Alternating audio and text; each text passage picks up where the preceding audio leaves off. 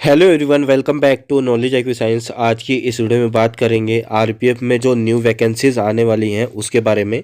इसका रजिस्ट्रेशन कब से स्टार्ट होगा, यानी कि आप फॉर्म को ऑनलाइन कब से फिल कर पाओगे। अभी टोटल नंबर ऑफ वैकेंसी जो रिपोर्ट हो रही है वो 2250 है। तो ये वैकेंसीज कितनी इंक्रीज़ होगी इसके बारे में बात करेंगे। आरपीएफ 2024 में एज लिमिट क्या रहेगा, सिलेबस क्या रहेगा, एग्ज़ाम पैटर्न क्या है, सभी के बारे में डिटेल में डिस्कस करेंगे।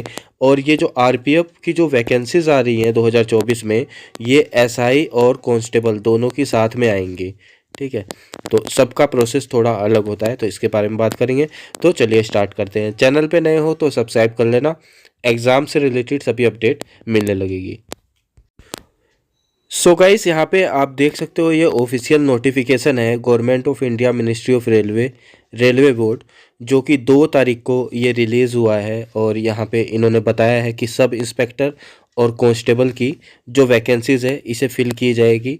और यहाँ पे मैं आपको डिटेल भी दिखा देता हूँ जो अभी वैकेंसीज रिपोर्ट हुई हैं।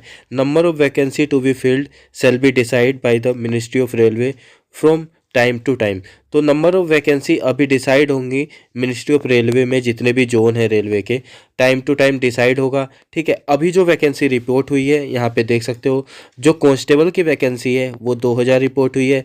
और इसके बाद जो एसआई की वैकेंसी है सब इंस्पेक्टर की, वो 250 रिपोर्ट हुई है। तो टोटल 2250 है। क्या वैकेंसी इतनी रहेगी? नहीं, ये वैकेंसीज बिल्कुल इंक्रीज़ होंगी, लेकिन अभी तक इतनी ही वैकेंसी रिपोर्ट हुई है। और भी जितने भी जोन है वो रिपोर्ट करेंगे तो ये वैकेंसीज बिल्कुल इंक्रीज़ होगी, लेकिन ये पहले से कम है। ये बहुत ही दुख की बात है, क्योंकि आपको पता है 2018 में वैकेंसी आई थी, उसके बाद 5 साल हो गए हैं, पूरे 5 साल हो गए, कोई भी वैकेंसी नहीं आई। और इतनी वैकेंसी कम आती है तो ये बहुत ही दुख की बात है। तो ये वैकेंसी बिल्कुल इंक्रीज़ होना चाहिए, लगभग 10,000 के आसपास जाना चाहिए। लेकिन अब क्या कर सकते हैं, अभी ऑफिशियल इतना ही आया है। अब जो रिक्रूटमेंट का प्रोसेस है 2024 में आरपीएफ का, तो इसमें सबसे पहले आपका कंप्यूटर बेस्ड एक टेस्ट होगा ऑनलाइन। ठीक है, मैं अभी आपको इसका बता दूंगा एग्ज़ाम पैटर्न क्या है, कौन से सब्जेक्ट से कितने क्वेश्चन आएंगे। जब आप ऑनलाइन टेस्ट पास कर लोगे उसके बाद फिजिकल एफिशिएंसी टेस्ट होगा और फिजिकल मेजरमेंट होगा, यानी कि रनिंग होगा, लॉन्ग जंप, हाई जंप, ये चीज़ होगी, और मेजरमेंट भी होगा आपका। ठीक है, ये पास करने के बाद आपका डॉक्यूमेंट वेरिफिकेशन होगा। तो अगर हम इसके जो सीबीटी होगा, कंप्यूटर बेस्ड एग्ज़ाम होगा, वो बात करते हैं, तो सबसे पहले इसमें देख लेते हैं कि क्वालिफ़िकेशन क्या है। तो क्वालिफ़िकेशन इसमें अभी आप ग्रेजुएट होने चाहिए। ठीक है, और मिनिमम एज आपकी 20 होनी चाहिए, मैक्सिमम 25 होनी चाहिए। ये सब इंस्पेक्टर के लिए। कांस्टेबल के लिए इसमें आप 10वीं पास होनी चाहिए बस, और इसमें 18 से 25 के बीच में एज होना चाहिए। इसके अलावा ओबीसी को 3 साल का एज रिलैक्सेशन मिलता है, यानी कि 25 + 3 28 साल तक अप्लाई कर सकते हो। एससी एसटी वाले 5 साल का मिलता है, यानी कि 25 + 30 साल तक अप्लाई कर सकते हो, यानी कि 18 से 30 और 20 से 30 तक एससी एसटी वाले अप्लाई कर सकते हैं। और ये मुझे लगता है एज क्राइटेरिया और भी इंक्रीज़ होगा, क्योंकि 5 साल से फॉर्म आया नहीं, कोविड की वजह से भी डिले हुआ, तो 3 साल का और एज रिलैक्सेशन मिलना चाहिए। और इसे लेके प्रोटेस्ट भी होगा मुझे लगता है जहाँ तक।